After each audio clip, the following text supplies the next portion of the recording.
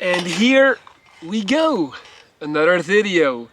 I'll be once again talking about city life, the pros and cons of city life, to be more exact. I just got back from a 8-day trip in Barcelona, and boy oh boy, did I get some inspiration to talk about and to make content for you guys. So I made a little list on my phone, and what better setting than to discuss and shit all over city life than from my luscious garden. I'm just kidding, I'm not gonna shit on it too much. So here we go, I'm gonna do a pro and then I'm gonna do a con, just to kind of mix it up and not get too negative and not get too positive either. So we're gonna start off on a high note. A pro. I wrote down so many interesting people to see and to get to know. You feed off of the energy. I love people, and when I say that, I'm not maybe just talking about like people as they are. I mean like just people as a species. One of the greatest things in the city, and especially in Barcelona, is just the absolute diversity of different styles, different ways of expressing themselves. And I always say like Barcelona or any big city, I guess, is just like the greatest show on earth. One of the things that I probably do the most is literally just sit down and watch, because it's so interesting, you know, just to see how people act, how they walk, how they talk, how they dress. You know, I could just watch it all day, and it's always a very good reminder that there is this internet world, this social media, Twitter world, and then there's the real world. And, you know, one thing that keeps always coming back when I'm sitting there watching people is like, where are all these perfect and good looking people that we are constantly confronted with on social media? Because hey, I am not the prettiest human being in the book by far, but if you take a look around, like 99% of people are average as hell. We're just not that beautiful of a species in terms of sheer aesthetics, and for whatever reason we always highlight that 0.1% of people that look amazing, that look like models and movie stars. But if you go out there, you see like everyone has something wrong with them, which is great. And I just want to like kind of remind all the people that feel ugly or they feel like they're not good enough, you know, not living up to the beauty standard, like, take a look outside, take a look around. Like, you're not the only one, so don't feel bad about it. Like, the absolute vast majority of people is just, you know, really not that good looking, and that's fine. Better yet, that's great. And that's just one thing that I love about the city, just watching all of these different exotic creatures mingle and yeah, and be reminded of the fact that it's actually quite an achievement how you're able to get along so well with so little conflict all the time. And of course there's also a lot of very beautiful people in Barcelona as well, in terms of, I'm not talking about beauty in the sense of the typical, you know, old school beauty standard or what we see in media, but just in general, in terms of interesting, you know, in terms of being interesting. Alright, then my first con is gonna be people look worn down. People look tired. Like, obviously you have to make a distinction between tourists and locals. Now, me having lived in Barcelona for 4 years, I know exactly what a tourist looks like, I know exactly what a local looks like, and city life is fast, and you can tell that people who've lived in the city for a longer amount of time, they just look more tired. They look more worn down. They look like they have been riding on the highway with no windshield, you know, with just all the windows down and just like being in that current of the wind. And I feel like that's really something you see, you notice. Like if you look around the eyes, that's usually a very big tell. People tend to just take less care of themselves. I think if you're living in a city, there's always going to be more nightlife, there's going to be more alcohol and drugs consumption, there's going to be more irregular sleep, and it's just harder to really properly recover. I think it requires a lot of discipline to really take care of yourself on a physical and mental level if you are living in a city, especially if you're living in a city like Barcelona that never sleeps and that never stops.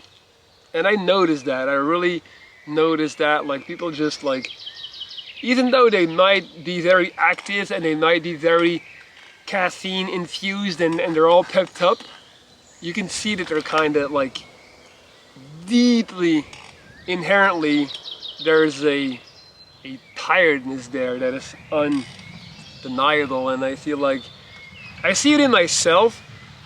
Anytime I've lived in the city or I spent time in the city, my skin looks different, my eyes look different, my hair looks different, like everything, my body looks different. As soon as I spend a couple of weeks or a couple of months back on the countryside like now, I'm just a more healthy person. It's just the way it is. Like there's just less stress on your body, and you're also less active, definitely. So that contributes to it. Back to 8 Pro.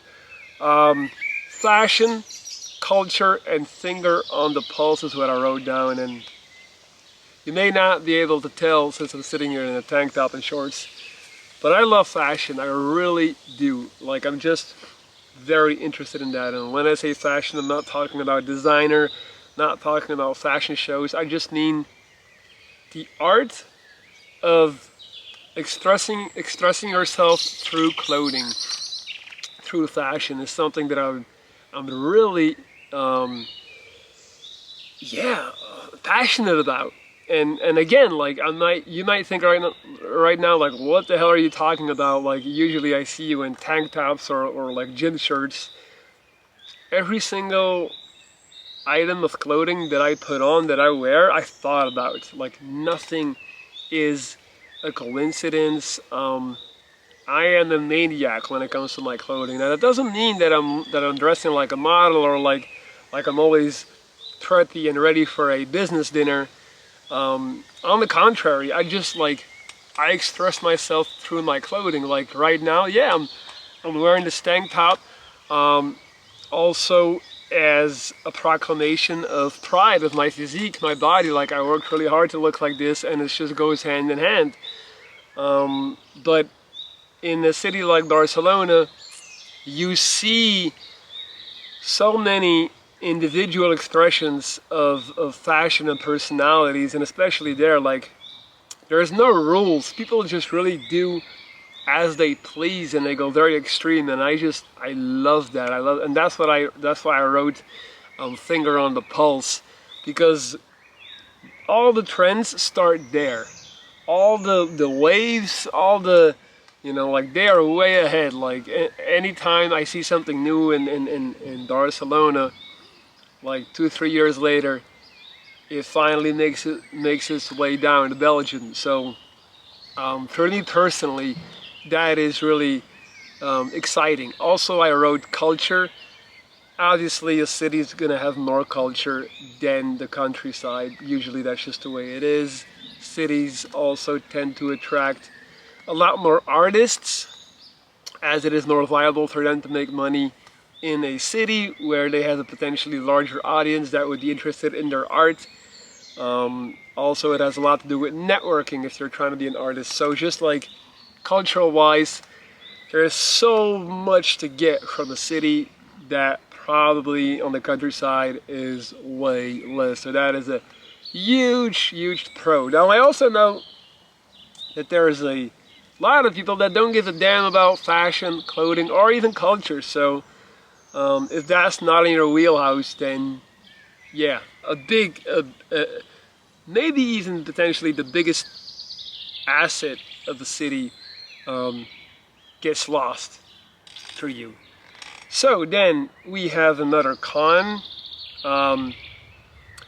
Every man for himself, no sense of community. And boy oh boy, did I notice that. Like, obviously where I'm at now in this small town, there is a community. Like, people know each other, people look out for each other. It's a double-edged sword because that community also judges you. So we'll get to that in a second, but you are not on your own here. If something bad happens to you, you have people that'll help you out and that you can fall back on. In a city, that ain't the case. Like, it's every man for himself. It really is. And when shit hits the fan, like, even though you're surrounded by fellow human beings, you'll realize that you're very much lonely.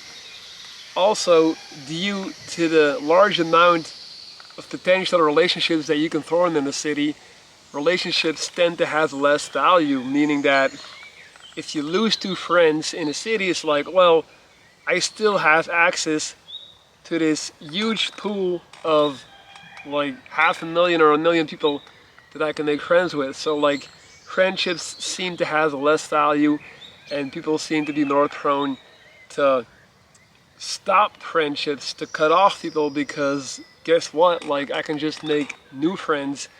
In a small town, it's not like that. It's your friendships and relationships are limited because the amount of people are limited, and especially the amount of people that are actually relatable for you and that share your interests are far less. So you have to try harder to make it work, and you're gonna invest more time and energy into making it work. Whereas in the city, it's kind of like, you know, like if it's not going really easy and smooth, like if you've had like 2 fights in 6 months, or 2 like weird moments, it's like, you know what, let me just like ghost this person. That definitely happens. I've seen it time and time again. It's happened to me as well. So I would definitely say that. Then I'm gonna flip that into a pro of the city life, which is anonymity. And that is a big pro. You can do whatever the hell you like. You can be whoever the hell you like. No one's gonna judge you because it's too big of a mass. Like, due to the fact that there is no community, there's also no community rules. There's not that many social rules. Like, you can really kind of just do whatever the hell you want, and no one is gonna judge you because they don't have a preconceived notion of who you are, where you come from, who you used to be. And that's definitely the case in small villages, where communities tend to judge the hell out of you, and you have to stay in between certain parameters. Like, if you don't, the community tends to try to punish you, and gossip about you, things like that. And that doesn't happen in the city. Like, you can just be who or what you want to be. Obviously, that's also why a lot of people who are gay, for example, tend to prefer the city, because it's just like, you know, far less judgment. And I think that's a very, very good thing. Maybe even the best thing about a city. Me, with my jaw, my scar, I also feel much less judged and even less stared at, in a sense, than I do in small places, where people are just like not used to seeing something different or something else than what they're used to. So that's a big one. I'm trying to figure out if the last thing I said was a pro, so now I gotta go with a con. I wrote, in the city, there is a lot of aggression and people on edge. When I was in Barcelona, man, like, I saw some things that really like, you know, surprised me and even shocked me. Like, you can tell people are just like, you stack people on top of people, and there's just this constant like territorial